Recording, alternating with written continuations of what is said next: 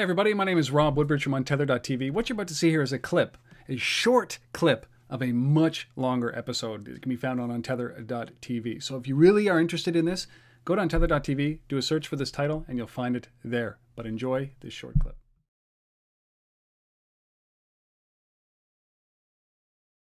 Scott, welcome, man. Thank you for doing this. Hey Rob, good to be back on Untether, man. It's my pleasure to be here. I love the fact that I can have having you back is great. And I reached out because I noticed that the website was down, right? Broadcastr said, hey, sign up for the new Broadcastr. And I waited, and then all of a sudden spun out of this. And I thought, I got to get Scott on. I got to hear what happened because, as you know, Asif Khan and myself from the Location-Based Marketing Association loved Broadcastr, loved the application, loved the concept of it, and I think it's still going to have its day. But just gotta know what happened to Broadcastr and what spun is. So, man, why don't we start there? Yeah, what happened? No, it's interesting because I think your response to Broadcastr was actually a response that we saw almost across the board. And people like yourself and many other people in the media and partners said this is great. And what we saw was really interesting. Over the course of a year and a half with Broadcastr, even though everyone we talked to said, wow, that's a great concept, I would love to be on the Brooklyn Bridge, hearing about the Brooklyn Bridge, only about 7% of the users ever did that exact behavior.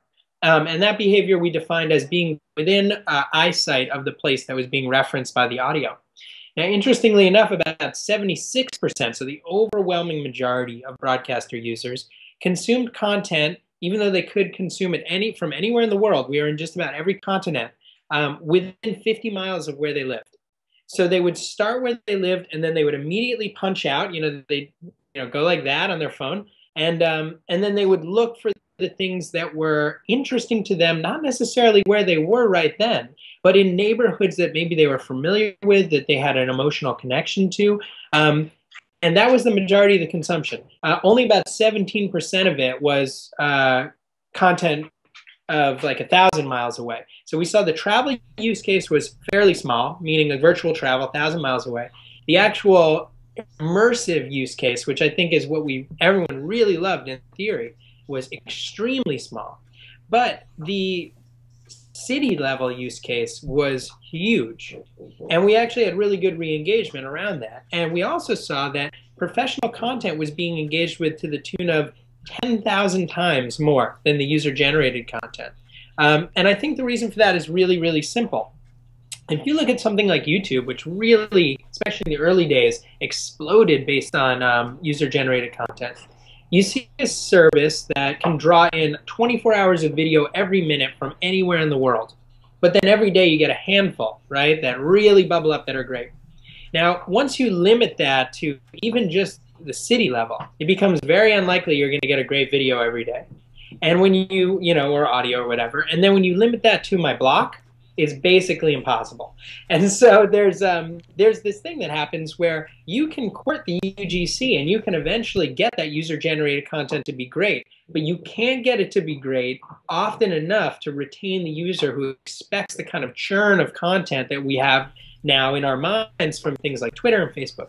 So we put all this together, we collected all these metrics, and we said, okay, this is rad, but we've got to find a way to create something that has all professional content, that is intimate insofar as it's on a city and neighborhood level, and that doesn't have a physical hurdle to usability. So I went out to Stanford and studied with this guy BJ Fogg, who does something called behavior design, and